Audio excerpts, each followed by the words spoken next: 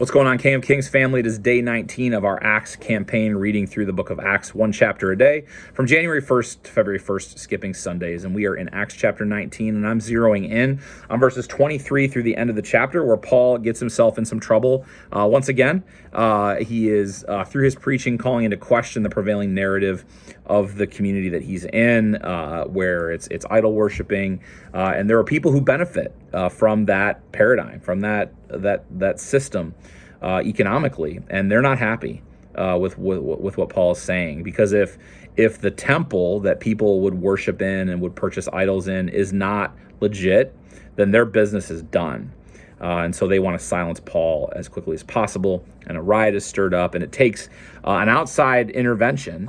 It takes the city manager, who doesn't really care about Paul or Christianity, but doesn't think that what's going on is right, and he intervenes and gains security for Paul. And I think it's important to know, yesterday I talked about how, when you share your faith, what's the worst that can happen, and maybe this is going to sound a little bit that I'm speaking out of both sides of my mouth, but there can be a cost to sharing your faith.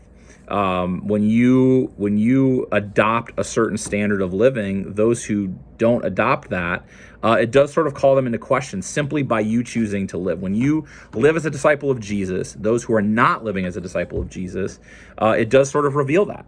It does sort of reveal that they're living by a different set of priorities. And some folks will be drawn to you because of that difference, and some people will be repelled by that. And that's just a reality. That's just something we have to deal with. And even those who are repelled, some of them may even stir up trouble. What we can trust is that God is with us in the midst of that. God is working to make sure that his gospel is proclaimed, and that his people are secure in their salvation and in his provision, even when sort of the worldly opposition, might be great. And so the question you have to ask yourself, if that's anxiety producing and fear producing for you, is why? And who are you trying to please?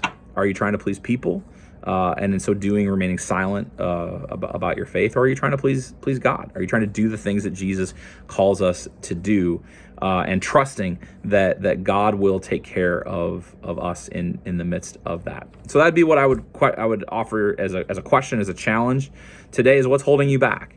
And knowing that there is opposition, will you still go forward boldly in the direction that God has called you, or are you held back by a need to please others and to not rock the boat a little bit? And my prayer would be we'd be a people that would rock the boat for Jesus, that we would be bold and share our faith, again, in ways that are loving and graceful and merciful and with a positive stance towards others, but that we would live unashamedly the priorities of the kingdom, the things that God calls us to do and to be, and that we would trust that the Spirit would take care of the rest.